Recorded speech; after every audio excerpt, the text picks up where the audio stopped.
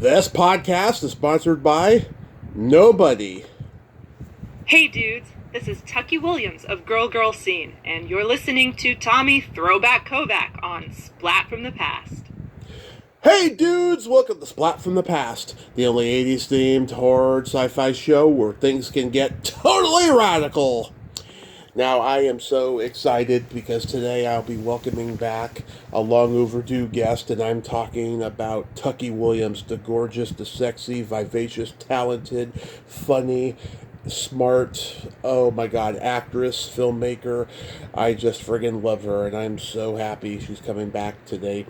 I've been wanting to have her back on for a while, but I never really thought about what we could talk about the third time, and then I realized, let's nerd out on film, television, and music of our youth. She's a decade younger than me, but I'd like to hear, what her upbringing of film, television, and music was, I don't really know much about her generation's upbringing because, the internet really started to kick into gear within the years that she came of age. So I want to find out, what she watched and stuff. Also, she's got this film she made called Dagger Kiss, Enchanted Forest, which she sent me a link to it last night on Tubi, and I watched it. Oh my god, it is sexy. A sexy little medieval movie. I really, really enjoyed it, and I want to find out more about it. We'll talk about that at some point during the conversation as well, and I cannot wait. So, here is my new interview with Tucky Williams. Hello, how are you? I am fantastic. How are you, Tucky? Welcome back. Good. I'm so glad to hear that. Yeah, last time we talked was like right at the height of the pandemic. Oh my gosh. Wow. Long time ago. I remember. Yeah. Almost 4 years ago. Yeah. How you been? I've been great. A lot of good stuff's been going on, and I haven't done an interview in forever. So this is gonna be. I'm delving back into it. Fantastic. Cautiously. Fantastic. So, going back in time, do you remember the first movie that impacted you as a child? Well, not in a good way. It was Poltergeist. It scared me to death, and I think put me in therapy.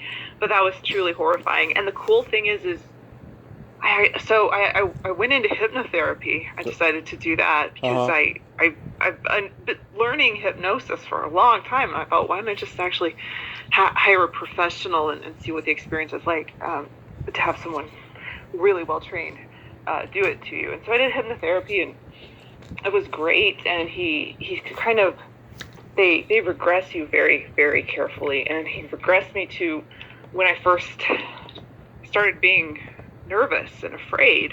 Mm-hmm. And it was when I saw that movie, and that was kind of the inciting incident that messed me up for the rest of my life. Yeah.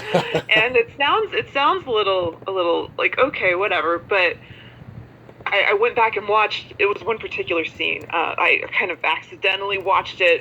My mom didn't know, and I saw a scene. Anyway, I went back and watched the scene. It's a scene where she's crawling on the ceiling, and the kids are being attacked by a tiny clown puppet. Yeah. And I went back and you know what I'm talking about, right? Exactly. And I went back and watched it, and I think I was right to be that terrified, because nothing about that movie was fake. It was all in camera.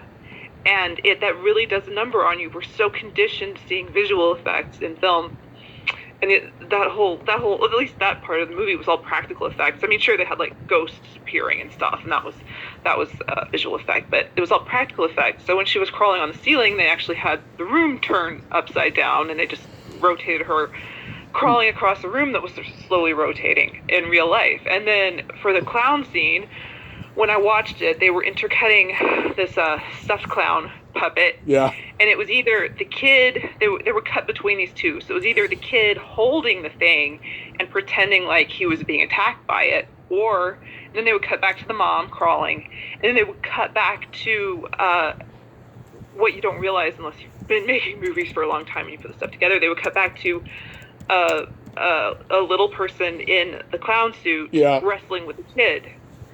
So you're actually seeing, it was real. It was real. There was a human in that thing. but it does this trickery, but before you can figure out, wait, that's really a human, it's a little person in a clown suit, it switches again, and you go back to the mom, and then it switches to the kid wrestling with the stuffed clown thing. So it was all, I just thought about, speaking as a filmmaker, I had every right to be scared. That was terrifying. This wasn't like ghosts floating across the screen going, woo! I mean, no, they made it all real. This was real stuff I was looking at.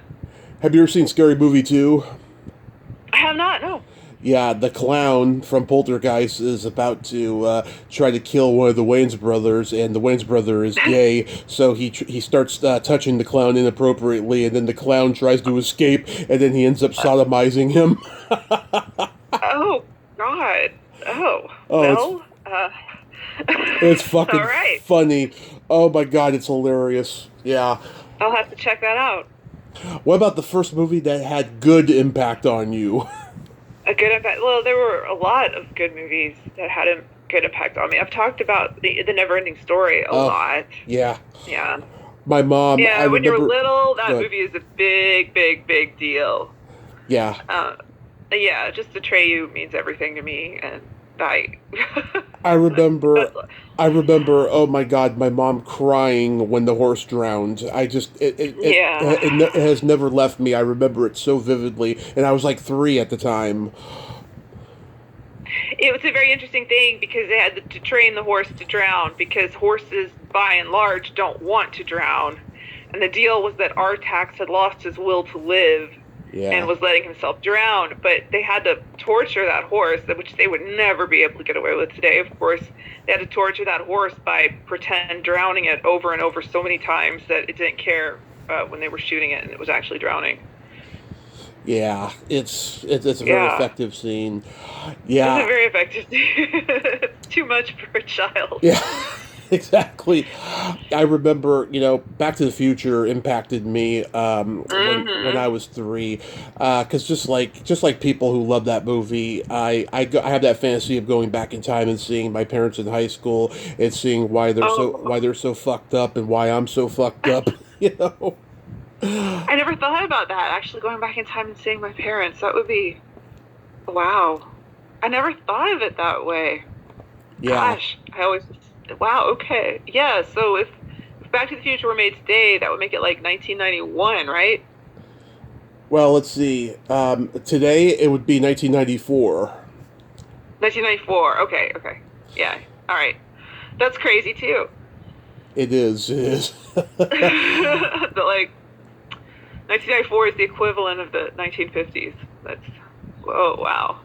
What movie genres did you gravitate toward the most? Fantasy, of course. Children like that, and sci-fi, and children like that, but I think I didn't change ever when I grew up. I just continued liking it the best. My brother, he had a weird obsession with medieval sword and sorcery epics when I was a kid. Sure. He had Kroll, Highlander, Labyrinth, Never-Ending Story, probably stuff I can't even think of at the moment, but like Conan the Barbarian. Yeah, he actually had The Destroyer, I remember, on VHS. Okay. And then there was the whole Hyborian realm, and there was Red Sonja. I just saw Deathstalker last night, actually. There were a lot that I hadn't even seen. I thought I had seen them all, but there's a real oove of people trying to rip off Conan the Barbarian. I'm a huge Beastmaster guy. Okay. I haven't seen that one. Oh my God, it is the best. Okay, Don Coscarelli, who made the Phantasm movies, made it, and it was this medium scale budget movie for MGM. They hadn't made a medieval sword sorcery movie since Clash of the Titans the year before, and that movie did okay at the box office, so they greenlit this movie. And it's funny, it didn't do well at the box office, but it was like the most played movie on HBO and TBS Superstation for years and years. Wow. Yeah, I never saw it because I was a kid and Beastmaster sounded scary. That was the only reason I never saw it. But I'll check it out. I'm slowly watching them all. Yeah, no, it's just a name. It's not scary. I mean, there is, kind of mildly scary moments, but it's not. It's just a fantasy epic like you like, Yeah. Ever see Steel Dawn? Still don't know. Have not. Patrick Swayze, yeah, that's a sword and sorcery epic he made. Really? Yeah. I don't know about this. I'm Googling everything as you're saying it. Yeah, that was right after Dirty Dancing. Same company, too, Vestron Pictures. Okay. I need to stop Googling while I'm talking to you, but... It's okay. That's interesting. Steel Dawn. Oh, 1980s. Oh! Okay. And, all right. It's on Tubi. Hey. Nice. Yeah. Yeah.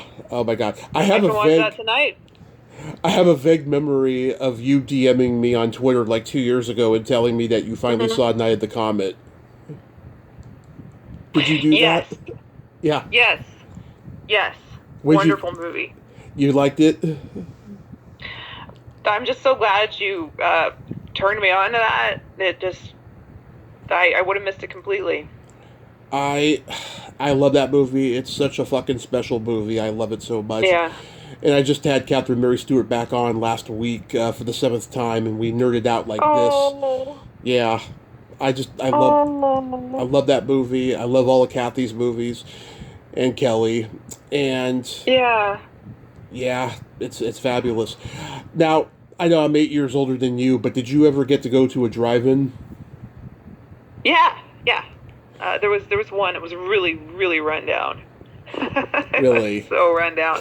Yeah, it hadn't been updated since I don't think anybody cleaned it since the 1960s.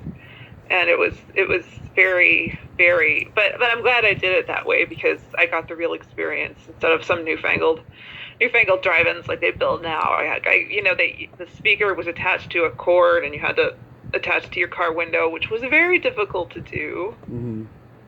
Yeah. So I just feel like now when I watch a scene in a movie that's set in the 50s or whatever, I can really just have feel like I was there because I actually was kind of there. I was in a really, really rundown 1950s drive-in cinema. Yeah, my parents started taking me when I was 2. The first one they took me to was Weird Science and Rambo 2. That was 1985. And then they took me every couple of months until I was 3.5, and then they stopped taking me for 3 years because it got to a point where I was either falling asleep in the back seat or I was getting out of the car and knocking on windshields. Oh, how cute. You want to make friends. Yeah, I guess. Yeah. I mean, God, we saw a lot of good movies, and then starting at 6.5, my dad started taking me again, and we'd go see like Teenage Mutant Ninja Turtles movies, and God, lots of good stuff. I wanted to see the Neverending Story 2 at the drive-in, but my dad didn't want to go see that. Oh. Was it good? I never watched it. It sucked, I'll be honest. Okay, yeah, that's why I didn't want to watch it. I was like, this can't be good. And 3 sucks too. 3 went straight to video, it sucked. Oh. Yeah. But my dad, back in the 70s, he used to go to drive-ins, and he would see the same movie 3 times, because the first 2 times he was either making out or fucking a girl in the car. So it wasn't until the 3rd time he actually saw the movie. Oh, that's good. Yeah. It's crazy. But do you remember your first drive-in movie? Oh, no. No idea. Dragonheart? No idea. Dragonheart? No. I wish I had a better answer. No idea. I was thinking about that. It wasn't good. The movie theater was so run down, it only could show old movies, so it wasn't something that I was interested in. Yeah, I was thinking about that movie the other day. It's been a while since I've seen it. Because Connery did the voice of the dragon. Yeah. Dragonheart. I never saw that one. That's on the list, too. What TV shows did you watch growing up? Oh, well, complicated answer. Huh. Wow. Okay. No one's asked me this one, so I don't have an answer that comes out really quickly. I watched a lot of Canadian television, which was weird. Love it. Yeah, a lot of Canadian kids shows were crazy good. Mm-hmm. Crazy, just weird. And I finally talked to a Canadian who who had seen them all, and we had this really long conversation about all the different kids shows. They had You Can't Do That on Television. I don't know if you've heard of that. What was it called? But anytime You Can't Do That on Television. Oh, of course. And anytime someone said, I don't know, you got slimed, and I thought that was the greatest thing in the world. Of course, that was my favorite show when I was a kid. I'd watch it on Nickelodeon. I've interviewed a couple people from it. The woman who always plays the mother of the teacher, I've had her on here. We talked for over 2.5 hours. Whoa. She was awesome. And then I had Christine, who was on the show. She was a little bit more standoffish. That was a weird interview. And oh, weird. Yeah. I'm hoping to get somebody else from it this year because it's the 45th anniversary. Yeah, people just have bad days sometimes. I've had to learn. I mean, people are either evil or they're having a bad day, and I just sometimes like to think if it's someone I want to like, I'm just like, oh well, he was just having a bad day. I don't know. If it's a celebrity, and I want to keep liking their stuff, and I go, oh, he's just having a bad day. That's what was going on. That's what I tell myself. It just makes me feel better. I hope so. Did you watch the Canadian Addams Family show? No. Yeah, I actually didn't know about it until recently because I interviewed a Canadian actress, Ellen Dubin, who played the aunt in Napoleon Dynamite. She was up for Morticia, and she ended up playing a cousin on the show. Okay. Yeah, it was an okay show. It was an okay adaptation. I preferred the original. Was it called the Canadian Addams Family? It's called the Addams Family, but it was shot in Canada with Canadian actors. Oh, all right, gotcha. Yeah, that was late '90s. All right.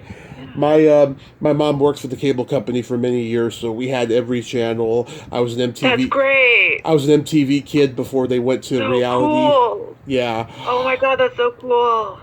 Yeah. I would love to have had a hookup with the cable company. That's what everybody wants.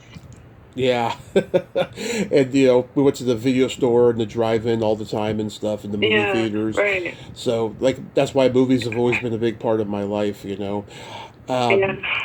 you watch, Hannah Montana and Darcy's Wildlife? I didn't, no. I didn't watch any of that. I'm thinking I watched a lot of 80s cartoons.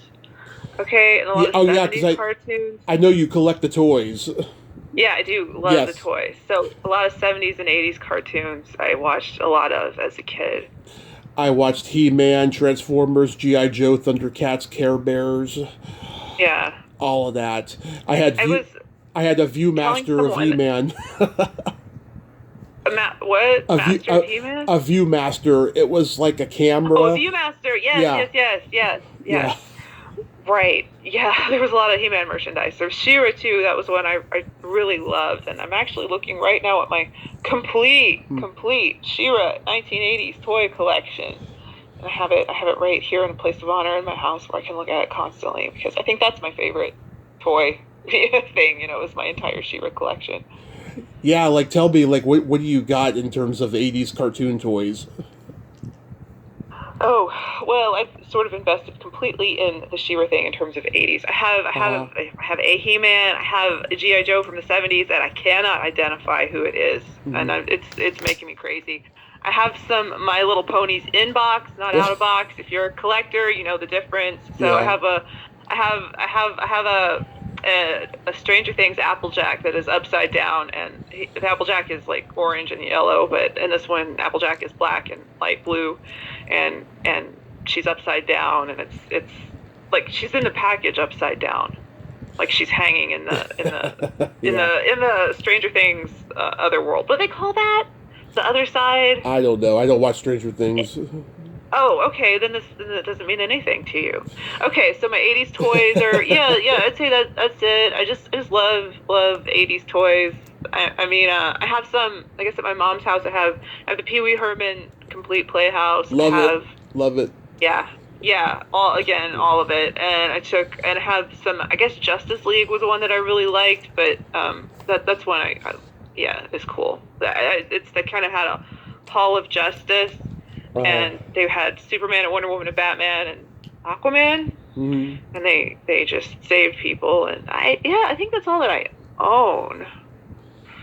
But it's a curated thing. You have to be on eBay and Mercari a lot. Yeah. And find the good people and fine. Who knows what they're doing? And and then sometimes it'll just be like a regular person will just have a collection that they've taken immaculate care of, and they put it up for sale, and you get lucky. Yeah. I have like a video store in my bedroom because I buy old VHS tapes off of eBay, and I gotta tell you, in the last 7 years that I've been doing this, I cannot believe how skyrocket the prices have gone in the last few years. It's really, really crazy. I mean, there's certain like tapes I want so badly that are in good condition that cost like anywhere in the thousands in some cases. Okay, so what's your Grail tape? You mean like my holy grail of what I really want? Yeah. Well, this is just an example, but there's many. I want, like, I collect all the Thor and MI video tapes because they were such a pioneer in home video. I want the 1981 slasher movie, The Burning, on Thor and MI video, and I want a good price for it. And how much would that be? Well, I've seen like the hundreds. I've seen like in the thousands for it, but I want like I'll do maybe 80 the most if I had a chance, but I won't go more than that. Okay. Got it. Well, this is what you have to do. Is you just have to keep checking all the time, and I do. One day you'll find it. Because people don't know. They either don't know what it's worth, or they just want to get rid of it off their hands, and they put it up there, and then it's yours. Yeah, I got like Ralph Bakshi's The Lord of the Rings cartoon movie on Thor and MI. I got One Flew Over the Cuckoo's Nest. I got George Romero's Martin. I've got so many of them. Return of the Living Dead. Lots of stuff. Okay. Yeah. Yeah. Do you use which sites do you use? Which what? Yeah, like eBay. Which sites? eBay. It's strictly eBay. Okay. Strictly eBay. All right. Go ahead. Trying to get on Facebook Marketplace, and I haven't gotten into that yet because I feel like eBay and Mercari are already taking over enough of my life, but I feel like I'm missing stuff, so I've got to get on. It just sounds so Facebook Marketplace. It's like I don't have anything to do with Facebook, period. So I just I'm kind of cringy about it, but yeah, maybe I'll just do what you're doing. I'll just stick to eBay and Mercari. Yeah, when I was 6-7 years old, I loved the Teenage Mutant Ninja Turtles. I had a lunchbox of them. I had a birthday party that was Ninja Turtle themed. I had those gross home run pies they made. Oh, okay. Yeah. Which one did you like the best? Well, it was a home run pie, and it had like green ooze, green lemon lime ooze, kind of custard in it. It was nasty. But you had fun. I did. Mm-hmm. Do you have a lot of dolls? You mean like fashion dolls? Yeah, like Barbies or any of that. Oh, yeah. I have a lot. Yeah. Yeah, it's extensive. I take it seriously. It's a thing. I think people are kind of they're not too sure when they hear about it. It's like, no, this is a pursuit. It's as much as any other hobby. It's a thing you do, and I love it. I love every minute of it. I have doll tube. I don't even know what that is, but it's people talking about collecting fashion dolls. Now, like the action. There's no action figures tube, which is kind of a bummer. But there's like a doll tube, and I can just kind of zone out and look at doll collecting videos. I mean, even stuff that you just wouldn't believe what people collect. But there's really the doll tube is really strong, and they have a lot of content. So I zone out and look at that, and then I just you redo them, you refurbish them, you style them, you do all kinds of stuff to them, and it's nice. It's a good feeling. Yeah. Oh my God. When I was like a kid, I used to take my my cousin's dolls and like check to see if they had belly buttons. Yeah. Right. Right. It was a curiosity of mine. Yeah. Do you ever think what'll happen to your collection if you pass away? Oh yeah. Well, I hope kids. Well, I guess like the expensive stuff like, I don't want a kid to destroy it. Like, it'd be fine if I would just want it to go to somebody who appreciated it. You know, like the Shira stuff. I really want that to go to somebody who appreciated it. I wouldn't want someone to come in and just be like, oh yeah, we're giving this all to charity, because those are so expensive. I'd hate for it to just get torn up. But like the fashion dolls, yeah, those can go to kids. I hope those would go to kids if I died. But yes, that is something I think about all the time as I look at them and I go, what will happen to these things when I'm gone? I guess I should make some kind of provision in my will for the expensive stuff to get passed on to another collector. I don't need anybody to make any money off of it. I just want it to go to someone who's going to appreciate what it's worth. Yeah. I wish there were a way to donate it to a collector's charity. I guess there isn't. Or a Goodwill. Yeah, but who might end up with it then? I don't know. Just people who shop right, there. Well, I mean, that's what I'm saying. It's like, it just looks like any other toy.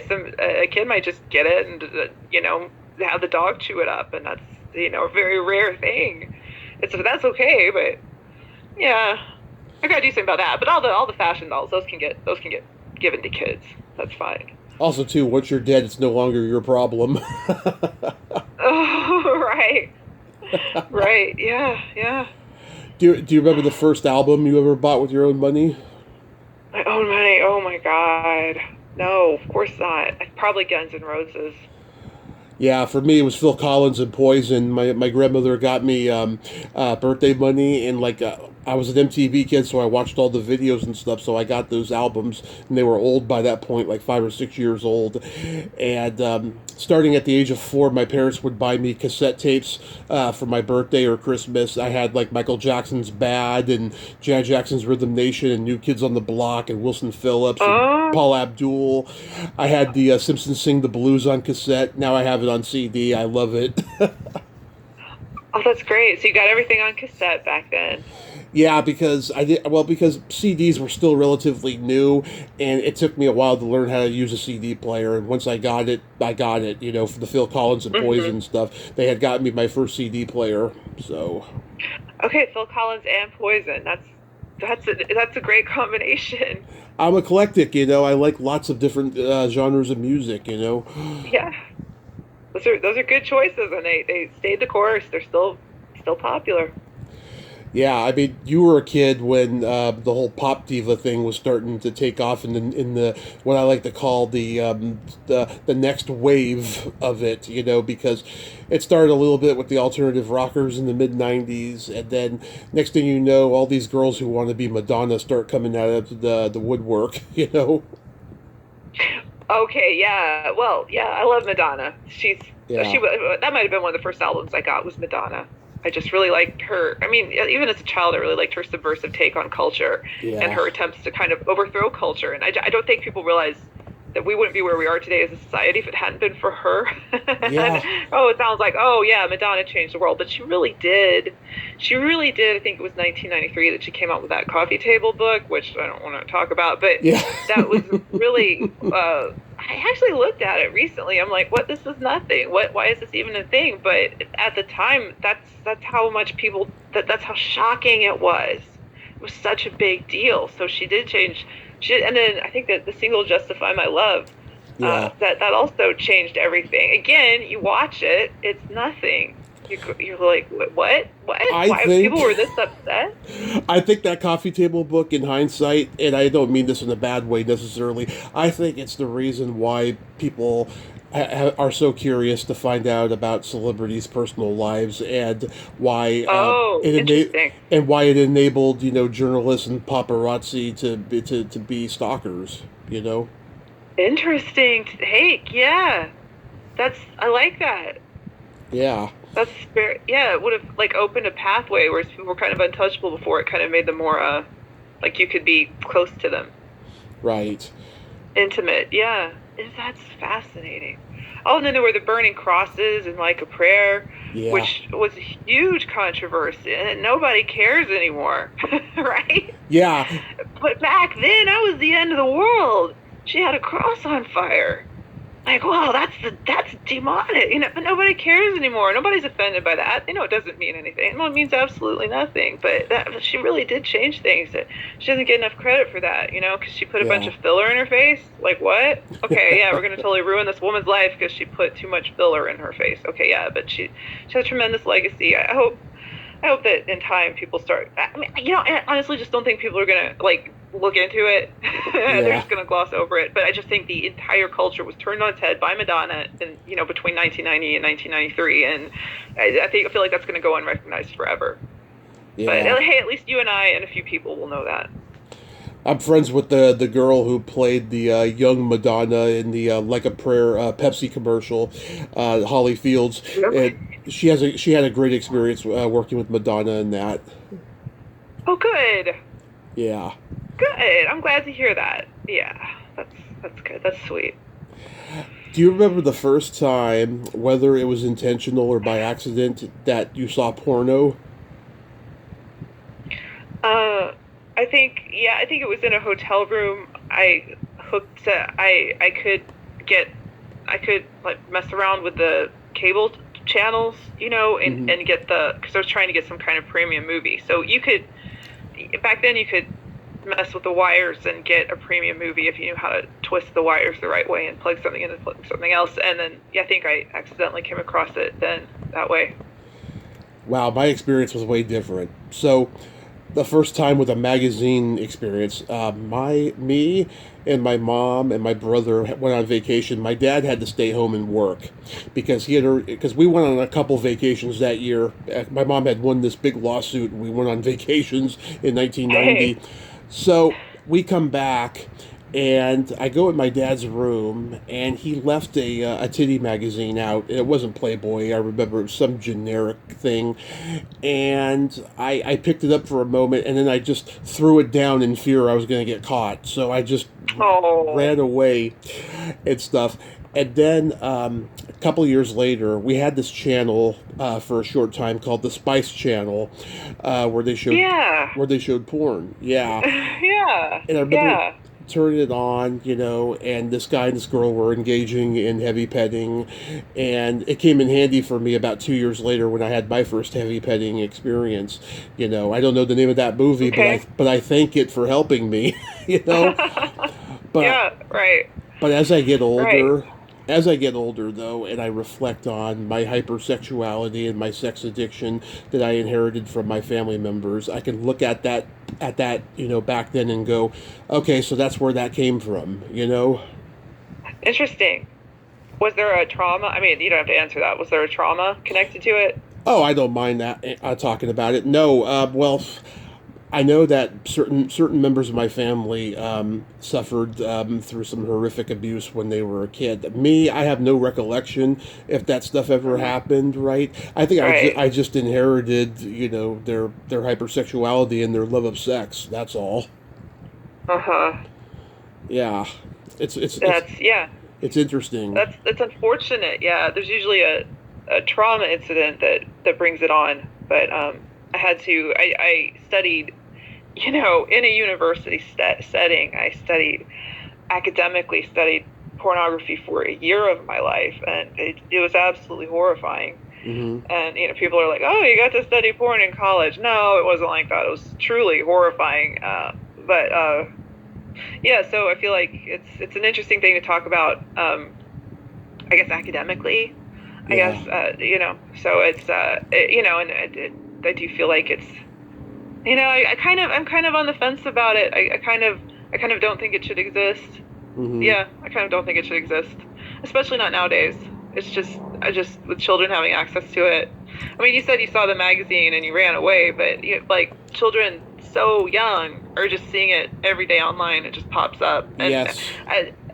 What you felt. I mean, I can almost when you said that you felt like you were going to get in trouble. When you said that, I could feel my own stomach clench up. Right, because I knew that feeling, right? And so imagine being a kid and feeling that 3 times a day, or worse, you don't feel it because you're so desensitized to it. So I'm kind of you after all these years, after college, after everything I've done, I've come to this weird place of yeah, man, I just don't think this is good for anybody anymore.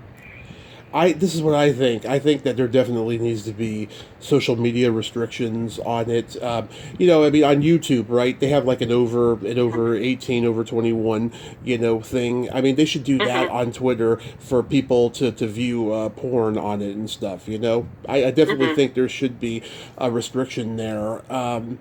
But yeah, I mean, I'm a big supporter of OnlyFans. I got a lot of friends who are on there because after the pandemic, they were hurting financially, and I support them and stuff. Well, I always support the people who are. Well, I always support the women, who are in it. Sort of the ones. I support the bodies that are being used, whether for good or bad. I guess that's debatable. I support the people who have the bodies that are being exploited or used for it. I absolutely support those people 100%. They have my Yeah. full support unequivocally. It's more just about I just feel like back in the day when it was a Playboy magazine, that was fine. Like, still, even hearing your story, like right now when I just said it, my stomach clenched up again because I could feel like that feeling of being a little kid, and you Yeah. knew in your little kid heart that was too much for you. You did. Not necessarily it was too much for me. I just didn't want to get caught. I was like Oh. intrigued because I hadn't been exposed to naked bodies Hmm. yet, so I was like, wow, you know. But you knew there was something, right, that I, you weren't I supposed to. well, from the time I was old enough to remember, there was boundaries set on nudity in the house and saying no, you can't watch this because you're not old enough to Okay. watch it. So it was that kind of Oh, a okay. thing. Okay. Gotcha. Yeah. Yeah. Did you Gotcha. ever did you ever like go into your parents' dresser and find like a how-to book on sex? No. I No, did. they weren't like that. Yeah, no. I think my friend's dad had a Playboy, and that was it. Yeah. That was It was very non-interesting. And then I think when I was about 12, my mom gave me a book that explained everything about human bodies, and that was it. Yeah, I remember my mom and I, we moved into an apartment after her and my dad got divorced when I'm 14. I go into her dresser. There was this book that came out in 1969 that became a Woody Allen movie called Everything You Always Wanted to Know About Sex But Were Afraid to Ask. And Hmm. I haven't read the book since then, but I can remember things I read and even shaking my head at the time, not knowing shit, going, "This is like Freudian Victorian era old wives' tales bullshit," about Yeah. about how boys start masturbating and stuff like that. I was just like, "Oh my god, this is dated." Even in 1969, it was dated. Okay. Yeah, it's old. But I watched that movie you sent me the link to last night that you made, Dagger Oh, you Kiss. watched it? Yes. What? You did? Oh my Yes. God. You didn't have to watch it. I wanted to. Well, thank you, person who watched it. Thank you for bumping me up in the algorithm. I appreciate that. Of course. Oh my god, I appreciate that. it was like, going back to that medieval thing. It was like a lesbian ex-Xena warrior princess or Hundra or something like Yeah, that. yeah. I really liked it. Thank you. Where'd the idea come from? The idea came from me always wanting to do a movie like that, just like we've been talking about, a really great fantasy film. And Hmm. then I just was watching. I just sort of one day thought, what if one day the hero died, never came back, and it was just like the ladies who took over the show, and so it was just that there's no hero. It's just the two ladies doing everything instead of a guy with a sword. It's two Hmm. chicks just kind of uh, messing stuff up. And I really just like the aesthetic. I like bringing that back. I like the whole medieval look, and I love all the costumes in that movie. I love all the hair. Hmm. Really, a goal was to cast like really gorgeous women in it. So you have Amanda who plays Kadia. You have Ronnie Jonah, this one with the red hair, and then you have Soya. Soya's not in that one. Soya's in another one, but Soya is like actually the most beautiful human being I've seen in my entire life. And Hmm. so I think it was just really great that it worked out to have all these beautiful, gorgeous women and great actresses. And then you have that great actor, Tom Phillips, playing Zareth, who just blows it out of the water. Hmm. And he's such a bad guy. And it's funny, everybody thinks he's English. It's like, no, he's not English. He's from Kentucky. Yeah. He's just that good. Everybody just thinks he's like that. He's not like that at all.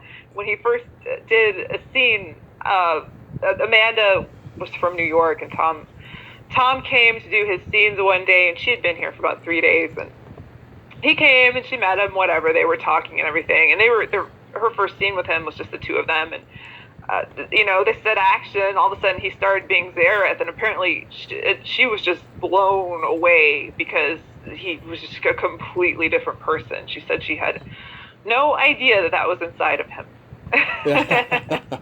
He's not like that, and I think she really enjoyed it. I think she really liked Zareth quite a bit. I was turned on by the lovemaking scenes that you did, and I'm curious to know. So, like, did you decide early that you didn't want to have any full frontal nudity, or you just wanted to be suggested? Well, I mean, there isn't any suggested nudity. No, that's what I mean. Like, you just wanted to suggest that lovemaking is happening. Yeah, right. I don't think it was a decision. I just never. Oh gosh, wow. I guess I just wanted to make something beautiful. It is. And I guess thank you so much. That was a scene that I couldn't edit because it was in it, and it was just too weird. So my friend Mark Holmberg, I said, please edit this. And then he did. And then my other friend Jerry Williams, because I couldn't proofread it, I said, Jerry, will you watch Mark's edit of the scene and say if it's good? So that entire scene is them, and then of course the score was done by Will Phillips, and that's like half of the scene is his score is amazing. And so that's a little side bit about that scene, is I had nothing to do with the editing process for that. It was all my friends, and yeah, because I just had to totally step away from it. But it's a beautiful scene. I think that was what my goal was, and that was to create beauty, and I think I did that. You sure did. And then there's Thank you. Of course. And then there's the torture scenes I liked. I know, it's terrible, isn't it? It is, but you made them so convincing. Thank you. Yeah. Thank you. Thank you for that. Has the movie gone to like festivals and all that? It's gone to Tubi. That's it. That's all I wanted for it. And okay. I think Tubi is the #1 free streaming site in the world, and a lot of people have heard of it. It's really, like, a lot of people it's getting a lot of eyes on it. So a lot of people are getting to see it, and I'm really happy about that. It had been on Amazon, but it wasn't on Prime, so people had to like pay to watch it. And I was like, nobody watches anything unless it's free. So I was really glad it got on Tubi, because now everybody in the world can watch it, and it's easy. Yeah. But thank you for watching it. That means a lot to me. I really appreciate it. Of course. Yeah. I mean, that's why you send me the link, I mean... That actually isn't why I sent you the link like last night. I actually sent you the link because I just thought, he can look at it and see that it's a movie on Tubi. I didn't mean to... I hope I didn't pressure you into watching it. But oh, no. That's just so cool that you did. It really means a lot to me that you did. Oh, yeah. No, absolutely. I mean, that's what friends are Thank for. You.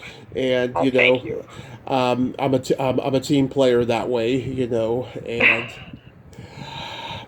so the last time we talked, of course, was in the middle of the pandemic, as I said earlier. So have you been just doing a lot of work since then? No. I've taken the pandemic very seriously, and I kind of sort of I spent a lot of time just going over the pandemic, just spent a lot of time learning everything I could about SARS, which is the disease that causes COVID, and that's kind of the direction I took with my life for a while. And so at this point, I've decided that I just need to get my content out there more, because I do have a lot of content that I've created that just isn't out. Like the thing I had, it was on Amazon Prime, like Dagger Kiss. It was on Amazon Prime, but nobody could watch it because you had to pay for it. So I got out there, I got on Tubi, and hopefully it stays on Tubi for a while so people can watch it for free. So it's a matter of me doing stuff like that now. It's just going back to my stuff that I've already made and getting it out there so that more people can see it. Yeah. I mean, God, since the last time we talked, I mean, lots of craziness has happened. I remember at that time my mom had taken a fall, and I thought I lost her, but she's been slowly but surely doing good since then. And great. We moved to Modesto, and hopefully we're gonna buy a house soon. And I'm happy about wonderful. that. Yeah, I'm pretty happy Oh, about that. wonderful.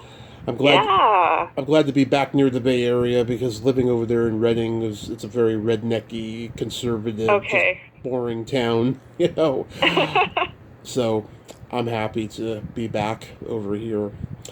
Have you Okay. have you talked to Harrison lately? I have not. No, it's been like a year or two. Yeah, I had him back on last fall to promote his Leprechaun book, and we Oh had gosh. we hadn't talked in a long while either and stuff, and he's still the same old Harrison. Good. I wish he still did his podcast. I loved listening to it every week, just hearing his opinions. He Oh, makes me laugh out loud. his Twitter is like, man, he's a little bit angry, isn't he? He is. I'm like, oh, Harrison, I think you're a little bit angry. Yeah. Let's get you on some Klonopin. Come to my house. We'll give you some Klonopin. We'll make you a little cocktail. I worry about him sometimes, but no, he's a wonderful human being. He is. Truly wonderful human being. He's got a great sense of humor. I heard him laugh a couple of times during that talk we had, which is very rare for him. Oh, he's great. He's great. I just love that guy to death. I do too. Yeah. Yeah. So you have anything else upcoming? Anything else? Now this is huge for me. Is getting that on Tubi. My other movie, Girl Scene 1984. It's also free on Tubi, and that's cool because I had it released as Girl Scene the movie, but people really didn't get it. And so I said, well, let's just kind of. So we refinished it, so it looks completely different now. It had kind of looked very like early 80s MTV vibe to it, and people just didn't get that, and I was kind of like, well, okay, let's give them what they want. So now it looks more like a movie and less like an MTV music video, and I just officially put that it was 1984 because people were just very confused about when it was set. I'm like, well, clearly it's set in the 80s, but no, not so. I just said, okay, here, it's the 80s, it's 1984, and it looks like a movie now. So I think it's a lot more palatable this way, and it's also on Tubi. I'm happy about that one too. Hey, I have a joke for you. Oh no. Okay, go. What do you call a boy that doesn't masturbate? I have no idea. A liar. Okay. So Dagger Kiss is available on Tubi, and Yeah. you've got that awesome YouTube channel with all your toy collections and stuff. I go check it out occasionally. Toy collections. Oh my gosh. Yeah, I think people are really confused, like, why are you doing this? It's like, why wouldn't I do it? Didn't like the Parks and Recreation people have a show about crafting? Yeah. Right. Everybody's got a hobby. It's kind of like that. Everybody's got a hobby. Yeah, and it's fun. It's fun, and I've got these little things all over the place that just look at you. And someone has said why, finally. Some very intelligent person said why. And I said, you just get this serotonin rush looking at them. Yeah. Like you look at them and you just feel this thing wash over you, and you just kind of take a deep breath and you go, oh, okay. And they're cute as hell. They're so cute. You're like, oh. And then it also takes you back to your childhood. So it takes you back to your childhood, and it's like a portal back in time to when you were younger. Right. All of those reasons are the reasons to do it. I don't understand people. They're so negative. Oh. Well, I think a big question is, do you play with them? And my answer is no, I don't. But, I'm kind of like, well, what if I did? Would that be a bad thing? Would that be so terrible? Would that be the end of the world if I, played with a transformer and had to talk to another transformer? Yeah, no. So, no, I don't play with them, though. I kind of like, like I said, I wash them, I style them, I fix them up, I take pictures of them. That's it. Pose them, do stuff. Yeah. Yeah. Tucky, thanks so much for coming back on and nerding out with me today. I feel like I've said too much or something. No, Gosh, not at all. You really got to who I am. That's good. No, that's a good thing. I feel like I've said so much. Man, this wasn't something I phoned in today. Get it? Phoned in? Phone in. Because I'm calling you. Yeah, no, I feel like we really had a conversation. That's just really cool. I really appreciate that. Absolutely, darling. And thank you for watching the movie. I really did not mean that means the world to me. I really mean that. Thank you so much. Absolutely. It titillated me to no end, I'll tell you. Well, man, good. I want people to get something like the other stuff is kind of dark. I just want people to get something good out of it. It is good. So have yourself a great day. Oh, it's gonna be night over there. Have a great night over there and be safe. Okay, and you have a great day over there. Okay. Bye-bye. Okay, bye. Well, there you have it. Tucky Williams. Ain't she a sweetheart? I just fucking love her. She is such a character. And she is so well beyond her years. She is so mature and smart. And even the stuff she doesn't know, I love educating her and talking to her about it because she's curious to learn. I just adore her. I really do. Well, until next time, this is Tommy Throwback Kovac saying there's no shame in living in the past because the present sucks. Later, dudes.